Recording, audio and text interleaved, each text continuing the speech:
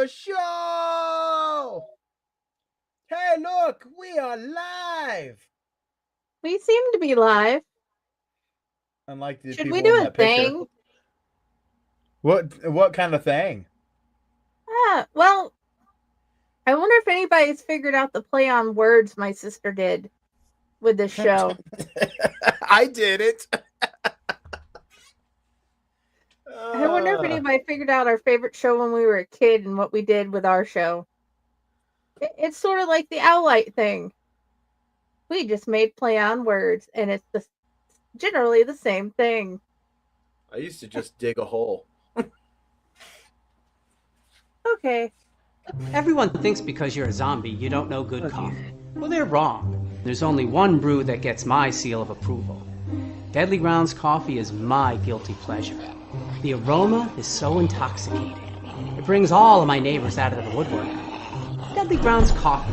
Coffee to die for and zombie approved. It's good to get a little deadly. Use the front door! Oh, they're so disgusting.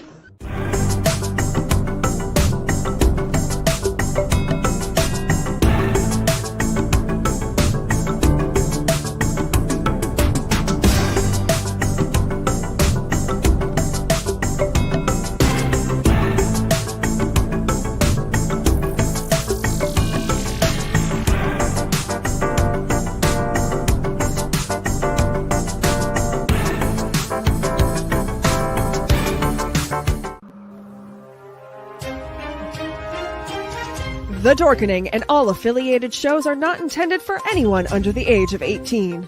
The following may contain discussions or scenes that have adult situations, graphic violence, nudity, strong sexual content, and graphic language. This show is intended for mature audiences only. Viewer discretion is advised.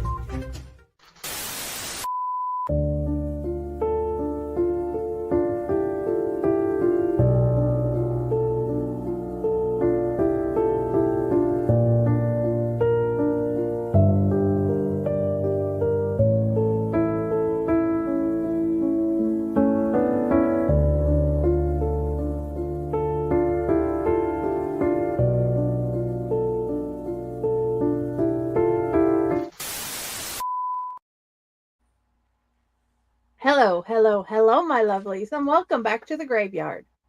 We have Pyle with us tonight. So, let's start with a bit of a history lesson, Pyle. Were you able, before I told you, to figure out what our favorite show was when we were children? One of our two favorite shows. No? Okay. When we were younger, we watched a whole lot of Tales from the Crypt and a whole lot of Are You Afraid of the Dark? So Raz already had the idea, and we joined the Owlite Network because Owlite is another way of saying midnight. So we are the Owlite Society. And I am a very proud member of the Owlite Society. But before we had the Owlite Society, before I joined, let me put it this way, I was part of the Chronicles with my sister. And it's a play on words for Tales from the Crypt. Because English is interesting. So many words mean so many different things. And at no point are we plagiarizing or anything. All the stories I have read, I've had permission from the authors or the publisher, and you probably figured out this is my favorite right here. And this show keeps evolving. It started out as us reading horror stories. Then it started out as us talking about grieving, and then it's like, why don't we take a little bit of ask a mortician, but talk to our local people? And we've had interview with a nursing home nurse, a lovely mortician from his neck of the woods, and we will in the future, I am going to find a wonderful person that will talk with me about tombstones and crypts and all that wonderful world of making monuments. I'm hoping to find out Monday. If I can talk somebody into joining me, if I can't with them, I'm going to find another person. Because Pyle is good at helping me think about different avenues. And I appreciate that. That is your history lesson for today. Did you know any of that? I think we touched that those were the two shows that you really liked watching. But I did not know some of that stuff. And I knew that this whole thing started with you and your sister. I remember that when I started. And I'm actually coming up to my 1 year mark with the Elliott Network.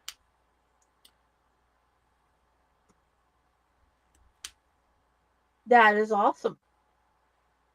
I don't know my anniversary. I don't know. We'll have to go find out. Right. But I just realized we are still under your banner colors. My banner colors. Yes, we are. Ha ha ha! There we go. Oh, Now we there have we go. Corpse Barn Chronicles colors back. Yep, that's Okay. wasn't catching that one either. Well, that's fine. I forgot about it till now. Now we have a beautiful one to match the leaves. Yeah. And as all of the different jobs that you have done, does death scare you? No, it doesn't, because I've told this to many different people. Death is kind of a old friend to me. Um, do I like some deaths better than others? Absolutely. When my grandfather had cancer and he struggled with it, then yes, I absolutely was happy that death came to take him. Um, Grandma had dementia.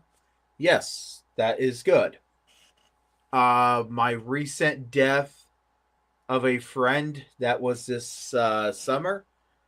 No, that was a not thought out one. Had no time to really brace yourself, and it's hard. Not only is it hard, it continues to be hard.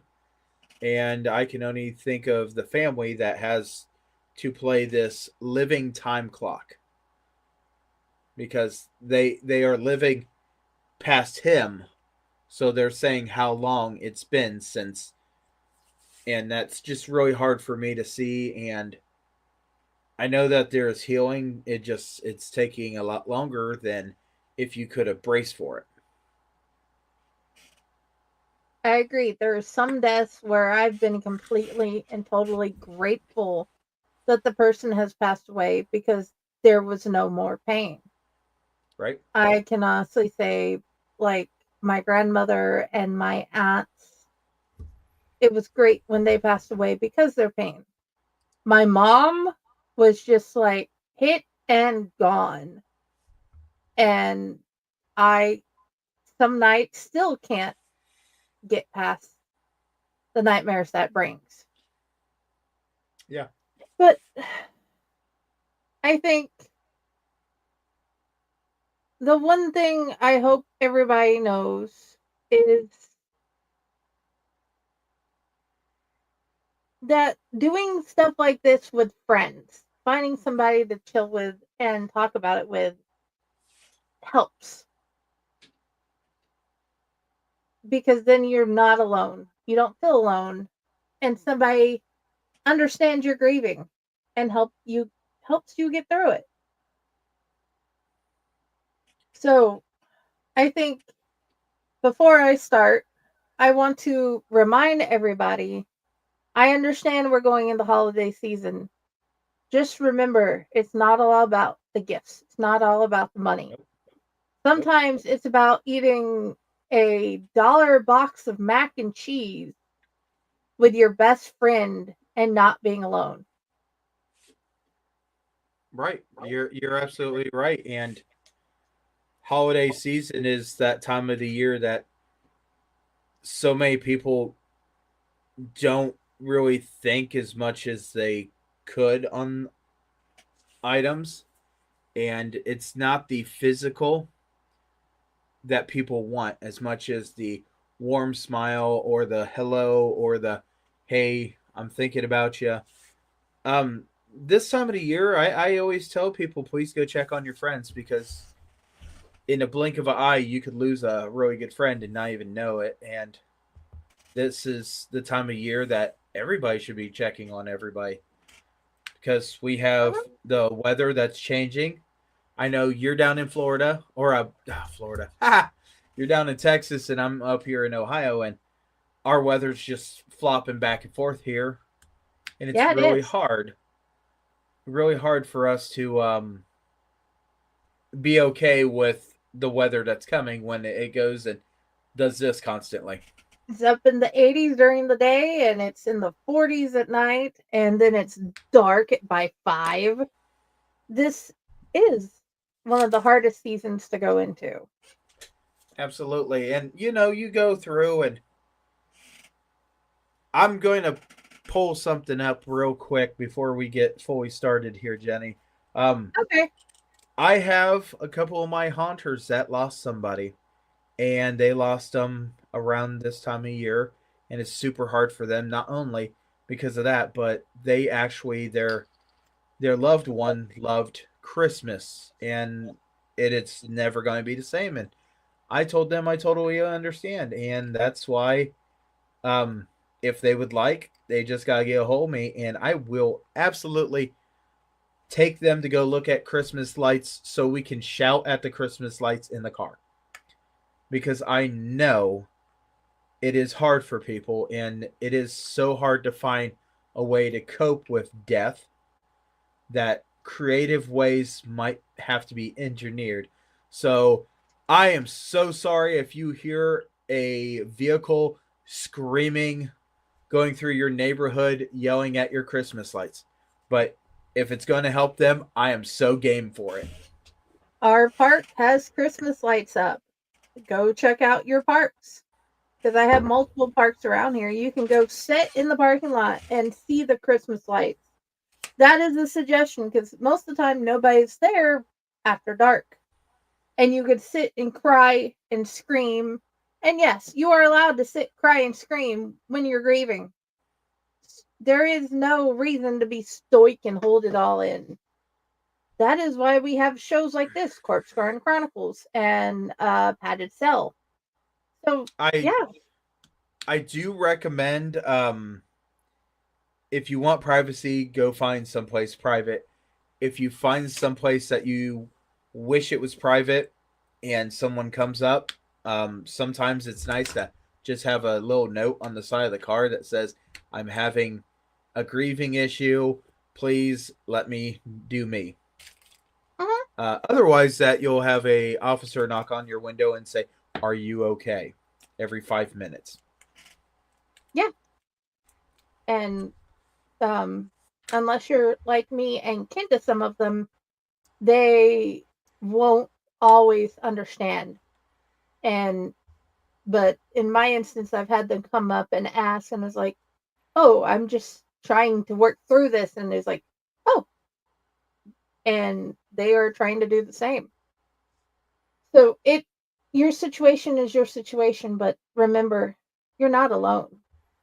No, don't ever feel like you're alone, and don't ever feel like no one cares, because there are so many people that do care during this holiday season, during this time, and it's hard to absolutely just remember a couple months ago that you were out having a fun time, this and that, and here we are.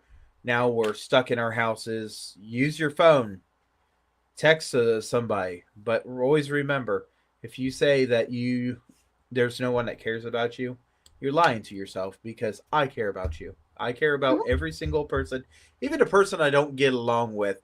I care about them. And trust me, there's someone I just can't get along with. Oh yeah, I have a few of those. But I think that's why whatever deity is in charge of my life gave me a Dante so I could get through October. Because mom died in October. He's a heck of a kid. Oh yeah, he's adorable. Today he's building new and improved characters. So, Nice. okay, we've got through the first part of the show that I had hoped to talk about, the history and reminding people. The next part is I can't believe I just went blank. I had a whole entire idea. So, the next part is we are going to read the story because horror stories and just having somebody read to you has always been one of my favorite things. I love being read to. And then we're going to have our commercial break and we're going to talk about the story because I don't think Pyle has heard this one yet. And then we're going to do a new story segment with Pyle. Improv with pictures. Like, sort of, well, it's the exact same thing that I had been putting in our fake horror writing community group. So, please, stay tuned. I'm going, like normal, I'm going to put the picture up so you don't see us, but you can hear the story, and hopefully you will enjoy it because, of course, it's a graveyard story. And I hope you guys enjoy it too. Where did it go? There you are.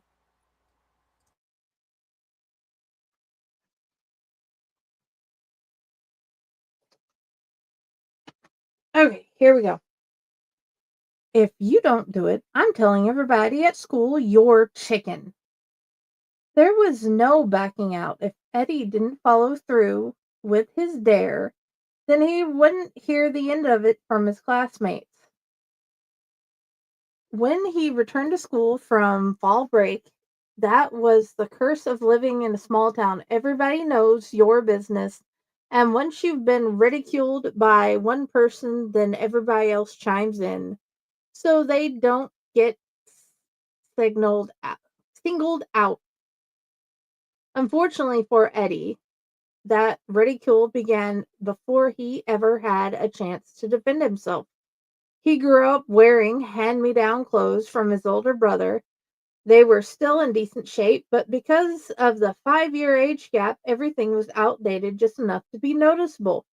His family was looked down on by most of the small, tight-knit community. His mom was overweight and disabled, while his dad bounced around from job to job every few years, not able to secure something more stable due to his lack of education.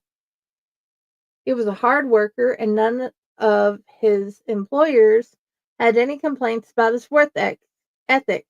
But when budgets got tight, it was always the lower level employees that got cut first. Eddie's dad always fell into that demographic. Eddie's brother was just enough of a rebel to earn a negative reputation with his teachers and the town leaders, which made Eddie's road growing up just that much harder to navigate. Eddie was by all accounts a good kid. He did well in school, participated in fringe sports, but never showed much motivation to apply himself and truly excel at anything. With all of that standing, his reputation was already sealed before he ever had an actual say in what it would be. It never failed the yearly tradition where a single high school freshman was chosen to be initiated by a group of upperclassmen. Back in the day, it was called hazing. Eventually, it all got lumped into bullying, which is socially unacceptable in any form in most cities. The bad news for Eddie is that the moral code that developed in large masses of people typically didn't trickle down to small towns, where the shared mentality is that everyone just needs to pull themselves up by their bootstraps and make their own way. It just so happened that this was Eddie's not so lucky year. With Eddie's reputation, every year was not so lucky. He shared a birthday with 3 other kids in his tiny town, which meant that all his classmates were already booked to attend the parties of the more popular kids. Even if not for that, his classmates wouldn't be caught dead hanging out with Eddie, even if it was a special occasion. The parents were just as bad as the kids when it came to trying to cling to social ladder and not drop any rungs in the perspective of their peers. Eddie wasn't a complete loner, though. He did manage to maintain a small circle of tight knit friends. They were loyal, but none of them had much of a backbone when it came to sticking up for themselves. Little know one another, Eddie and his friends were essentially ghosts floating through school and their town mostly unnoticed. The group of boys stood at the edge of the small plot of land that had long ago been abandoned. On the left side of the land arose the shell of a large 2-story farmhouse. The house had been condemned decades before the boys had ever laid eyes on it, but it still stood in disrepair due to the fact that the small township it resided in couldn't afford the cost of demolition. The right side of the land displayed a very small graveyard that housed the last inhabitant of the farmhouse, Miller Cemetery, as it had affectionately became known around town, was unanimously deemed the spookiest place in the area, with several ghost stories stemming from the events that led to the family's demise. These ghost stories were passed down through the generations, with nobody ever taking the time to confirm the details of what actually occurred. So naturally, the tales grew larger and more gruesome with each telling. All right, I'm going, Eddie said. He did his best to mask the quiver in his voice. He really wanted to seem confident and strong to impress his older classmates. Don't forget, shine your flashlight from the second-story window to prove you're in there. Yeah, I got it. Eddie slowly walked along the cracked concrete walkway that split the plot between the residential half and the cemetery half. He peered at the gravestones on his way past, noticing a sunken area front of the tombstones. The fact that this area was buried in a wooded hillside only increased the eeriness because the trees were so thick. The area was always darker and noticeably cooler than the rest of the town. Eddie just tried to focus on hiding his anxiety. As he carefully strolled along the edge of the graveyard, the stories he'd heard his whole childhood started playing over and over in his mind. How the deceased that were buried on this land had been the inhabitants of the now dilapidated house, how the home had been handed down through generations of the Miller family. How one night in October, a long time ago, with the moon shining brightly as it was tonight, the grown uncle that stayed with the family of his sister woke up with a deranged thought in his head.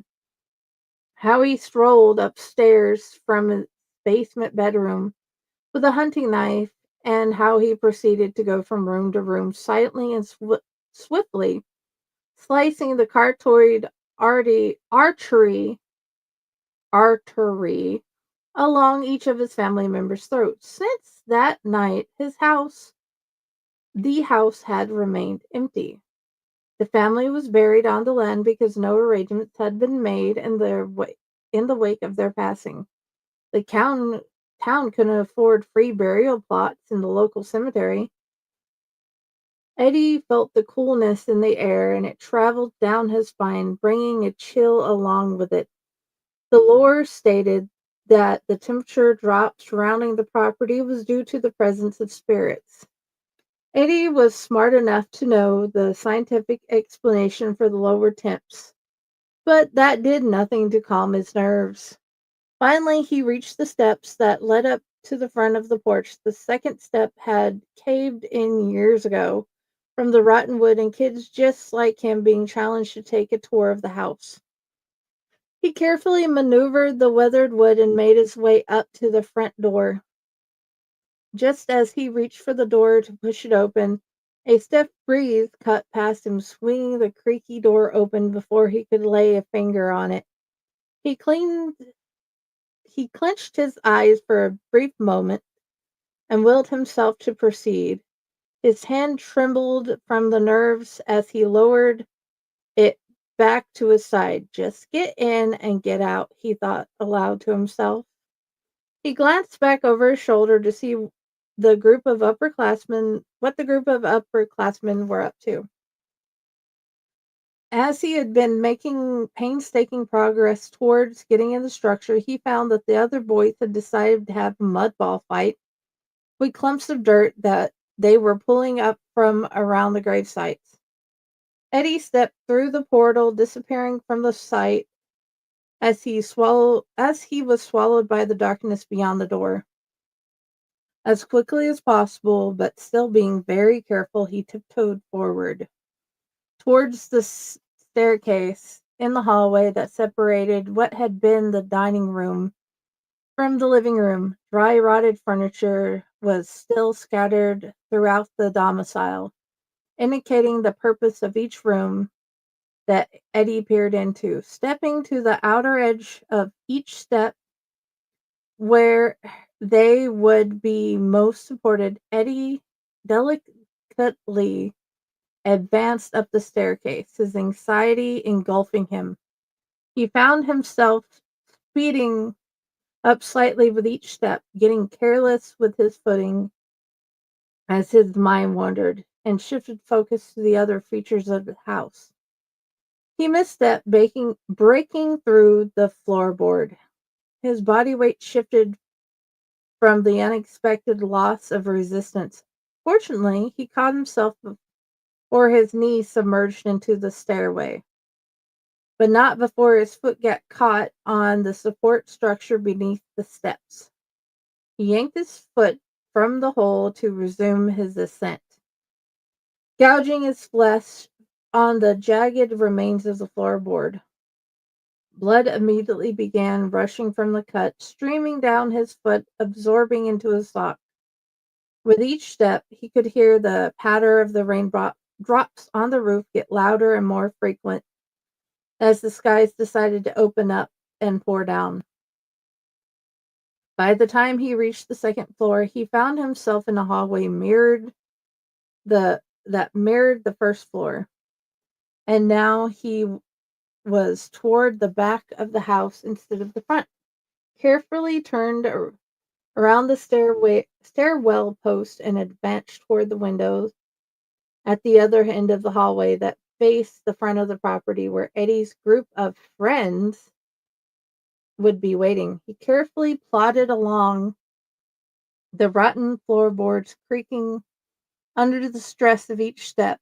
He couldn't resist glancing into each room on his way by. The doors were all flung open, undoubtedly left that way by the curious teens over the countless years of trespassing.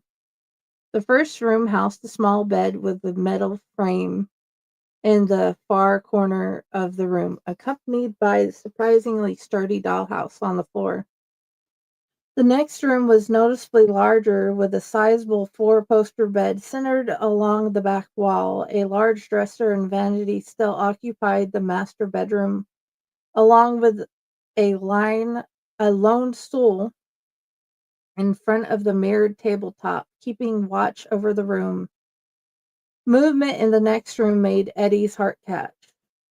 The last room on the left side of the house still had raggedy curtains hanging over the broken out window. The wind whipped the dingy, tattered ethereal, giving the appearance of a ghost floating through the room.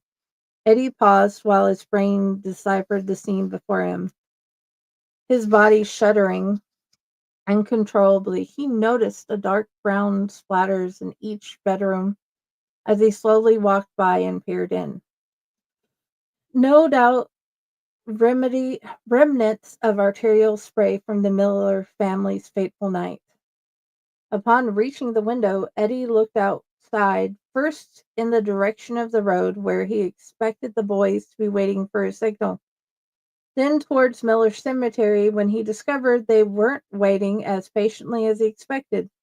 He saw their silhouettes running between the gravestones, presumably still in a mud war. A thin layer of fog had begun to settle on the ground as the warm rain connected with the cooler ground. And I'm the young one? Eddie sarcastically wondered out loud, disgusted by the boy's lack of respect for the deceased. At that point, Eddie realized there were more shadows roaming around the grounds than there should have been. Flashlight sliced through the dark night sky, flashing up and down, jostling around the circles and back and forth as his friends ran haphazardly through the cemetery. Voices cut through the night from multiple directions, but nothing clear enough for Eddie to decipher at first. He heard as one of his schoolmates yelled out into the darkness. As his eyes adjusted into the dimness of the night beyond the pane of glass, he started making out more details, and then he noticed the sunken ground and massive holes directly in front of all the tombstones but one. When he approached the house mere minutes earlier, there was only one gravesite that looked that way. Now nearly all of them did. He witnessed the silhouettes of his friends disappear one by one as they tripped and fell to the ground and were attacked by other shadows. Blood-curdling screams shattered in the night air. Eddie stood frozen in fear, unsure how to process what he was watching. He held up his flashlight to the window and spotlighted one of the dark figures. Only Eddie didn't recognize who he was looking at. 1 second.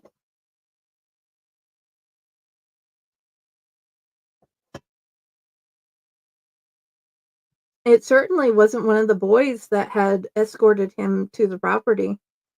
It appeared to be a young girl, her dress outdated by 80 years and matted to her frame from dirt and mud. Eddie's beacon of light caught her attention, and she turned her head to look directly in his direction.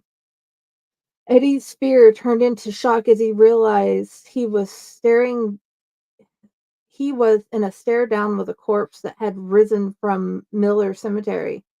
His flashlight bore through the missing chunks of her flesh, illuminating what was left of her innards and lighting the ground beyond the corpse in strange patterns.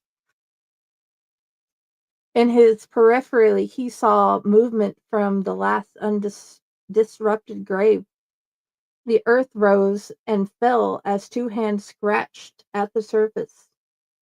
Digging their way out from beneath, Eddie redirected the beam of his flashlight to get a better look. Just as the gaping mouth broke the surface of the grave, Eddie was snapped out of its daze by the sound of the creaking wood, stressing under the weight of footsteps. He panned his flashlight back to where he first witnessed the Miller girl, only to find she was nowhere to be found.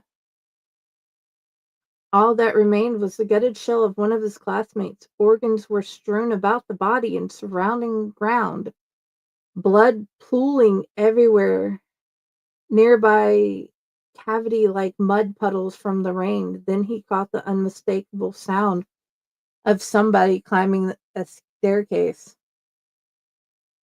Eddie briskly walked back to the stairs and looked over the railing to find what he could only describe as a zombie shambling up the stairs. Then he noticed the second body step into the door frame from the porch the girl's teenage brother. At this distance, he could start to make out distinct details. They each had gouged out scars from the width of the neck.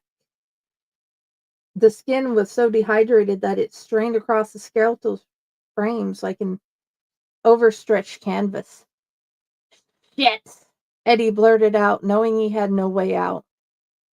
He had always heard the tales, but never imagined they were anything more than ghost stories. The putrid smell of rotting flesh reached Eddie, making him vomit.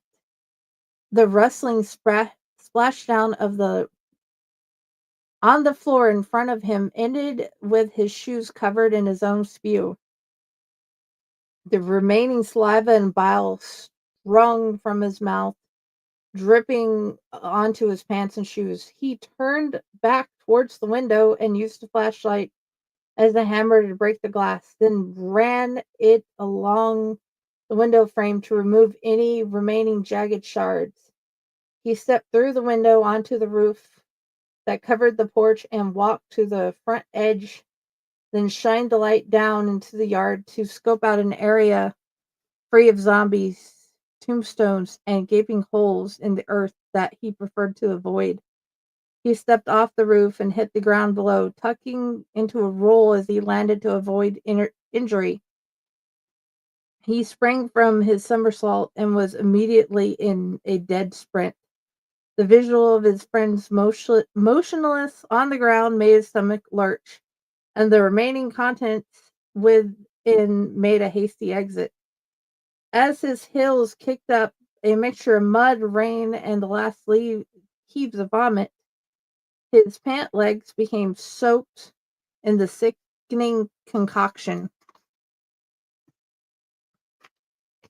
The crimson puddles splashed higher and higher as the liquid life force combined with the rain pulled all over the ground. Eddie made it into a physically unscathed. Eddie made it out physically unscathed that night, but he relived every ghastly detail several times over as he was interviewed repeatedly by the police and prosecutors. Once a group of boys' bodies was discovered and Eddie was the only suspect. He was never convicted of harming his schoolmates, but nobody ever believed the story he was forced to relive nightly as he closed his eyes to sleep. Laying his head against the soft padded walls of his new room, the scar on his leg being the only thing that backed up his story of the horror from the night.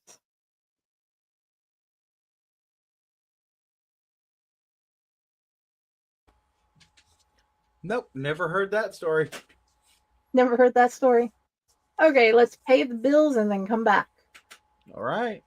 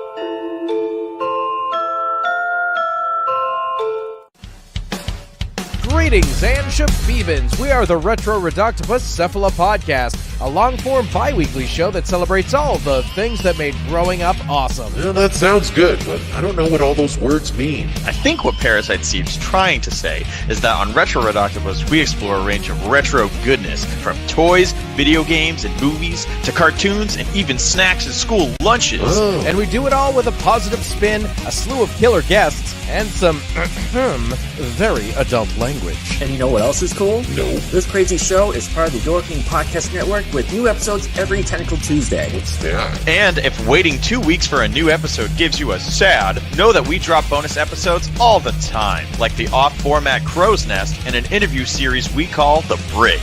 You can listen to Retro Red Octopus on Apple Podcasts, Spotify, Stitcher, or any app that's cool enough to carry the only show that celebrates all the things that make growing up awesome.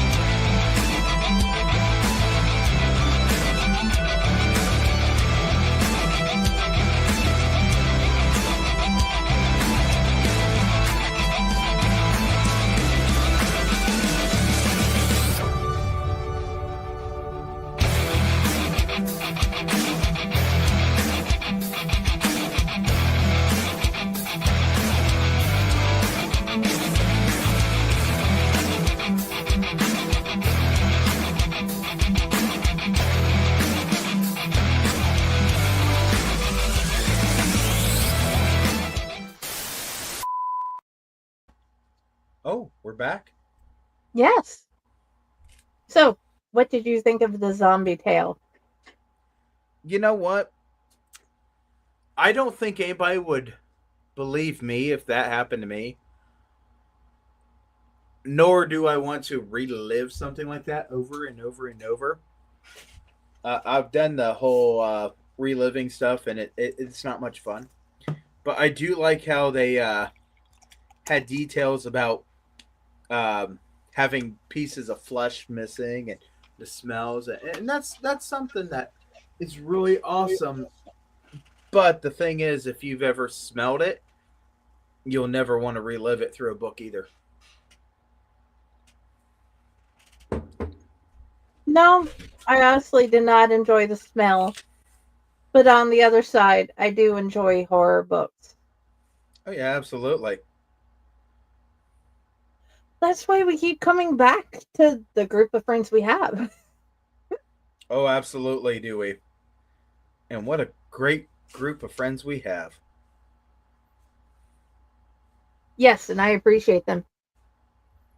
Aw, except for me. So, what? Yes, I definitely appreciate you being here. How about we start with yours? And the first picture is going to be this one. You mean to tell me I gotta make a story with this? And you know what? If my friend was watching this, she would get a kick out of this, because this is going to be a story of how the ghost became a ghost. And it starts with this wonderful person that loved to read books all the time, but they had a cat. And not only did they have one cat, they had two cats. And as they got into the books, and they really loved the books so much, they forgot to feed the cat. And then the other cat realized that it didn't get fed either. So, as the cats tackled down the poor book reader and started eating the book reader unfortunately lost blood. And in a wonderful full moon, the book reader became a ghost that still likes reading books. And ironically, these are the two cats that ate the book reader. I always make a comment that a cat is going to eat my one friend. If she doesn't eat and feed her cat, it's going to eat her. According to the previous mentioned lady from the earlier in the show, in her book, we learned, Caitlin Doughty that is, that yes, the cat will eat our eyeballs. Whatever the cat can eat, the cat will eat. I have two more that I wanted to see what you do with it. If it's got a cat, it's probably going to eat somebody. This does not have a cat. Nope. This is something creepier. No, this is actually interesting. And you know where my brain instantly went with this picture? Where? So this is a tale of a girl that found herself in a wonderful forest of nightmares. Every nightmare she ever encountered in her life created this forest. And all the little dots are actually lit up nightmares. And this is the nightmare tree that she has to confront as she goes through.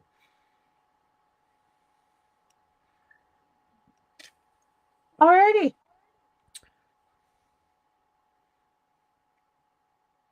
I mean, if you really want me to, I can make them longer. But I do believe before the end of the show, we can make them as long as we want. Okay. Do you want to continue with this one or see the other two? Oh no, let's go with the next one and see where my brain goes with that.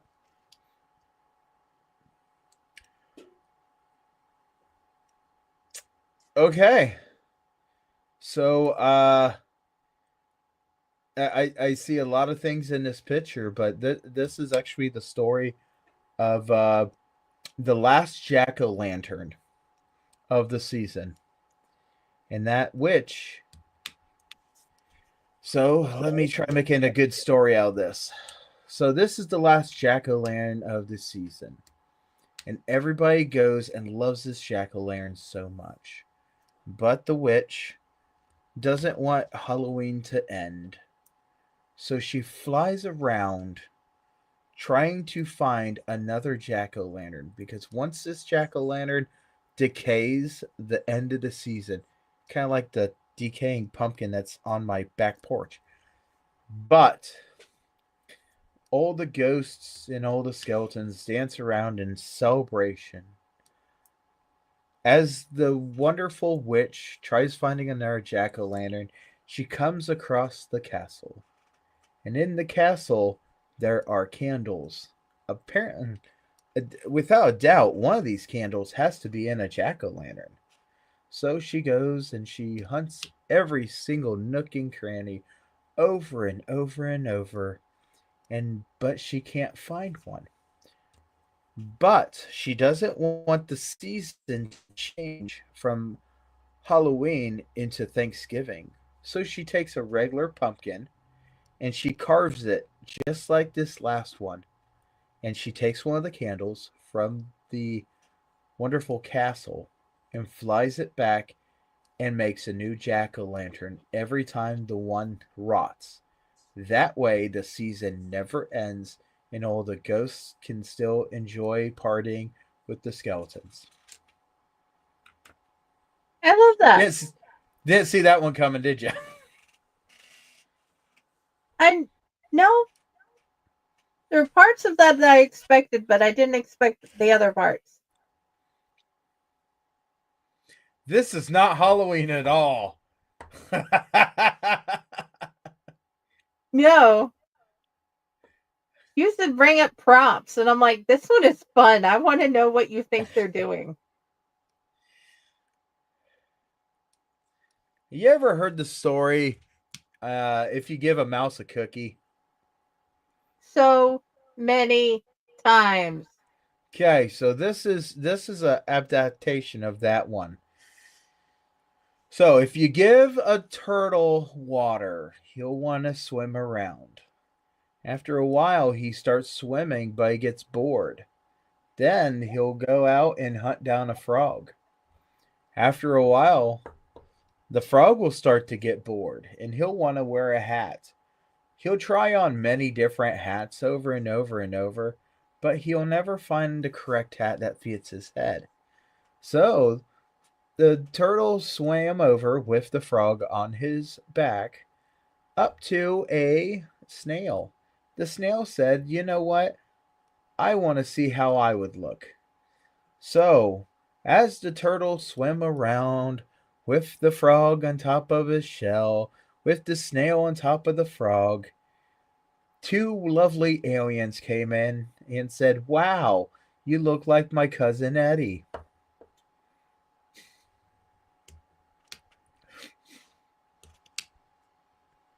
I was This not is not where I expecting thought the that was last going to part. go, but you know what? He looks like cousin Eddie. The last part was not expected at all. I didn't expect it myself. I was just like, man, that thing looks like a cousin of an alien. Oh, dear. What are these So, ladies doing? ladies. It's Ladies. interesting. Are we going with ladies? It says they're ladies. Well, whatever. All right. So I got to make up a story with this one, right? Yes. Okay. We're going to use Uncle Eddie. Everybody likes Uncle Eddie's name, right? Uncle Eddie. So, Uncle Eddie was a rich man. Absolutely rich, rich, rich. He had plenty of girls that surrounded him. Girls on top of girls on top of girls. No one knew exactly what Uncle Eddie did, and no one really cared as much as everybody liked Uncle Eddie during the Christmas season. Uncle Eddie would give everybody the best presents, but it just seemed like Uncle Eddie had a brand new female friend all the time. Was it going to be a Aunt Shirley, or maybe an Aunt Sarah? You never really knew, but without a doubt, Uncle Eddie promised them if he would ever pass away, all the lovely ladies had to come. And when they came to his funeral, they all dressed like this because neither of them wanted to know who each other was. They just wanted Uncle Eddie's wallet. And as you can clearly see, as they sit at the funeral home, they're still waiting for Uncle Eddie's wallet to be discovered. But what you don't know is that there's one missing, and she's got Uncle Eddie's wallet. Okay.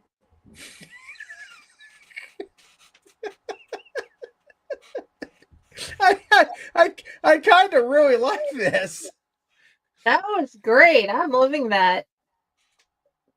Okay, last one for the night. I gotta do this one? Yep. Oh, man. It's got a cat in it, so you know what I'm going to go with it. The book reader or the cat or the other book reader. And now they're wandering around this cemetery. Yes. You know what? Perhaps the ghost is reading that book. All right, I think I got a good story for it. Okay. This is the wonderful story of Ginger.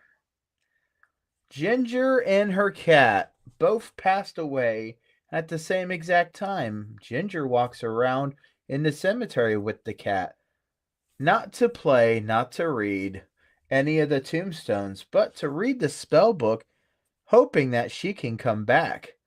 Well, what she doesn't know is that cat is clearly still a cat, and that cat's got at least 8 more lives. Ginger lost 1. Okay, that's nice. I like this. We can go back to that nightmare one if you want. I can make that a better story. That looks like a girl too, doesn't it? Oh, let's see here. What's a good name? Friday, give me a good girl's name. Annette? Annette. Yeah. All right. So here's Annette traveling through the path of the dreams. As she gets to the section of the nightmares that she has already created, the biggest and baddest nightmare looks at her and goes, Annette, what are you doing here? And all she can say is, please don't eat me. He would never eat the Creator, the one that has created them all. But as she looks around, every light she sees is just another nightmare that she has created indeed. As you look through it all, there is nothing that could be found as a happiness. But Jeanette looks at all of this and thinks of all these nightmares and how sad they have to be because they will never have someone want them. The biggest one looks at her and says, Jeanette, you have created us all. But, without a doubt, you are the cause of all. Jeanette looked at them and said, I am sorry. Is it Jeanette or Annette? Annette. Ah, I screwed that up halfway through the story, didn't I? Yes. Well, Jeanette had a twin sister, Annette, and they're both there. All you can see is one. But, ironically, the nightmares come from both of them. The tree's actual name is Jeanette, as the girl's name is Annette. So that goes to show you the biggest nightmare to a girl is her twin sister. Yeah. Wow. I really didn't think that was going to go that way. Me neither. Your mind goes in weird places. You know what? It's artistic. Might be a little autistic too.